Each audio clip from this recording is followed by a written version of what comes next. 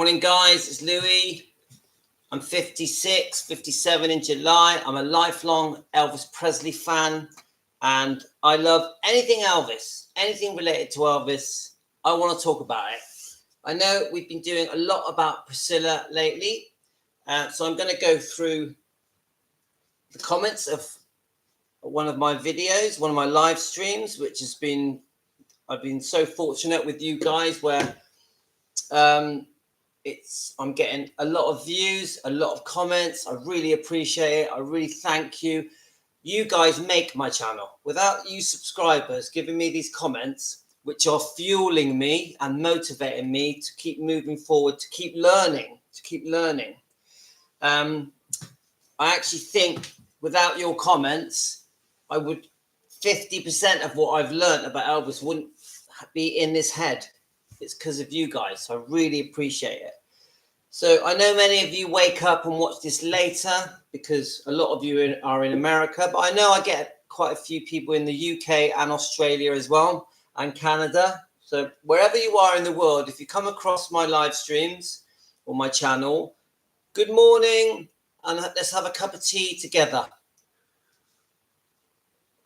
Now, before I start going through these comments, I've started to sort of try and look back on my life, especially in the 70s and 80s. I keep bringing up the fairy tale. I keep saying that we were spoon-fed a fairy tale. Because I used to be quite defensive for Priscilla. If I heard something negative, I would stand up for her because in some ways, I think we've almost been brainwashed because, look, I understand it. If you're a Priscilla fan, I completely understand why you may want to be defensive and stand up for Priscilla and say, no, she saved Graceland. Or you may want to say, oh no, she was wronged by Elvis. Elvis was so cruel to her. He was so unfaithful to her. And he was so controlling and he forced her how to dress. Yeah. And, oh, he was always with the boys. He was always with the Memphis Mafia. She had no life. She was home alone all the time at Graceland. These are all the lies, the twisted lies that, no offense, guys, but many of you Priscilla fans and me, because as I was growing up, I was part of the fairy tale, the love story, the beautiful romance. And when we watch these old films, these old Elvis films, like the Kurt Russell ones, we are there to watch. Good morning from the Netherlands. Hi, Louise. Nice, great name, by the way. I'm in Southwest UK. Nice to meet you, Louise. I expect we spoke before. So this is what I'm trying to say, guys, is that I'm not anti-Priscilla fans. I'm not anti-Priscilla. But I do want to talk about the story that we all fell for, this romance. You know, we would watch the films in the 80s and the 90s, and we wanted the romance to work, didn't we? It's like, oh, Elvis and Priscilla getting married, their wedding was so beautiful, and they had a lovely baby, and they shared the baby with the world when it was born. We've all seen the pictures, and we've all seen the videos of the lovely wedding and the lovely romance and the engagement when Elvis carried her over the threshold, and we've all fallen for that. And come on, deep down, don't we all wish that the romance between Priscilla and Elvis had worked? That Priscilla was a decent, loving, caring woman that truly loved Elvis? Don't we all wish that? Don't we wish that Elvis' lifestyle wasn't that he had to go off on tours and go off and make movies, that they could have been a happy married couple and had Lisa Maria and had more children, yeah? And lived happily ever after and maybe been together for 40 years and Elvis stayed well because Priscilla was a decent woman that helped him because he obviously was very unwell and had serious illnesses that I think he inherited from his mother. And we all bought into that and we really hoped for it and we wanted the best for them as a couple. But no, The fairy tale isn't the truth. The way we've been spoon-fed drippets of information through thousands of interviews, through books, that always made Priscilla out to be the victim and Elvis to be the bad guy, is a lie. It isn't the truth. The truth is, and I don't like to speak negatively about people, that Priscilla, she's got a good side, but the bad side of her, the cunning, greedy side of Priscilla, with money and fame as the driver. And I do think that when the love was there, because I do think they had periods of love, but I do think secretly, once the bitterness kicked in, the jealousy, the envy, and the heartbreak, because Elvis was definitely unfaithful, which he shouldn't have been, because I don't believe in being unfaithful in a marriage if you're a father. But I think secretly, once Priscilla had made up her mind, Elvis isn't for me, I want to sort myself out. I want my own career, my own money. I've got my own ambitions. I fancy other men. Yeah.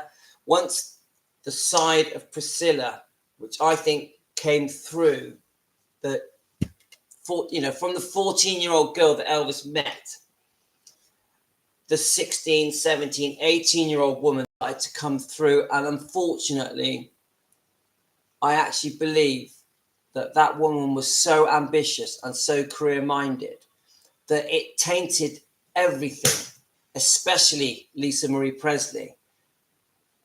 And this decision with Scientology, to put Lisa Marie in Scientology, for me, one of the worst things that Priscilla ever did. So I think very early on, the relationship had failed.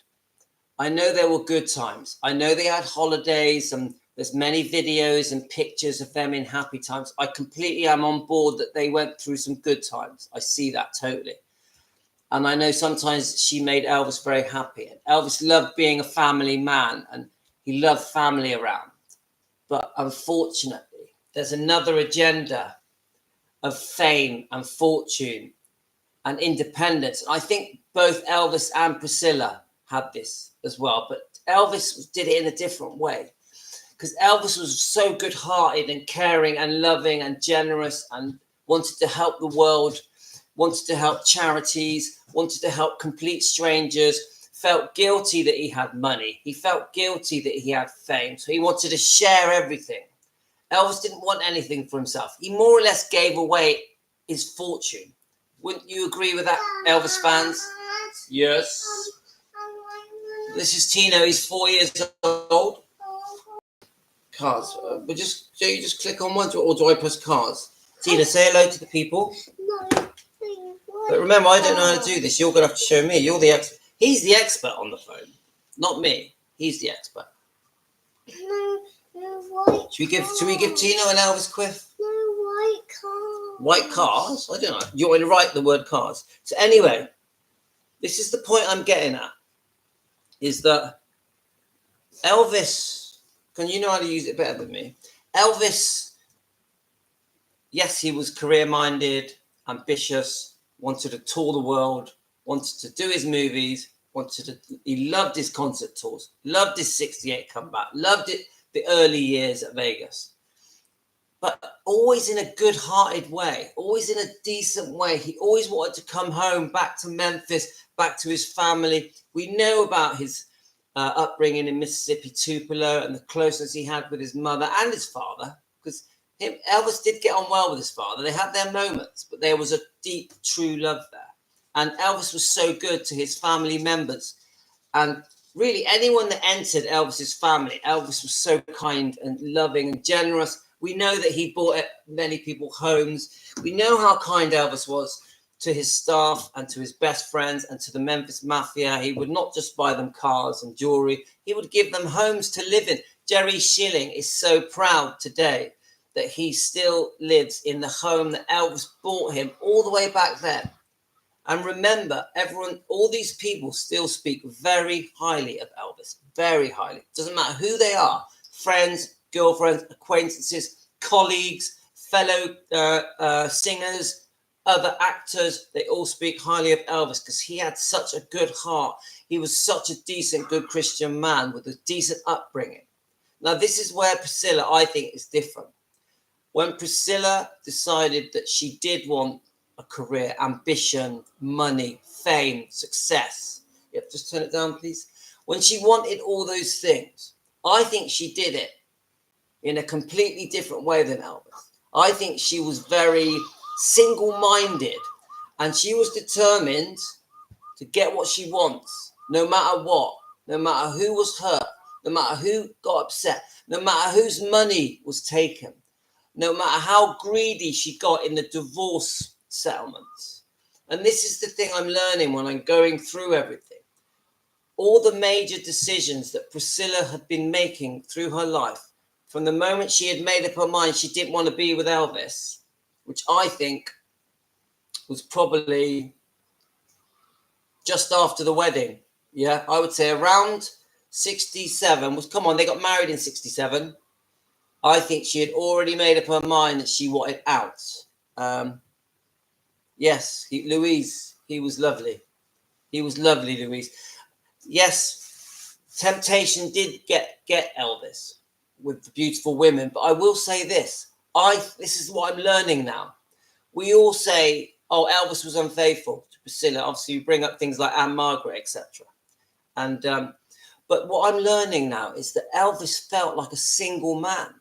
Him and Priscilla were broken. So Elvis would go off and make his movies or go to the early Vegas tour and the 68 comeback. But he was in a broken relationship, a loveless relationship. The love had gone. This is why they didn't sleep together. So Priscilla says once the baby was born, that Elvis refused to sleep with her. And we all think, oh, well, that's wrong. That's cruel. You know, how could you not sleep with your partner just because they had a baby? This is the lie that was spoon-fed. No, guys. Elvis didn't sleep with her because they had fallen out of love. He had caught Priscilla being unfaithful. They were arguing behind the scenes. There was a very bad feeling in the house. Stuff had been going on and Elvis was finding out. Priscilla was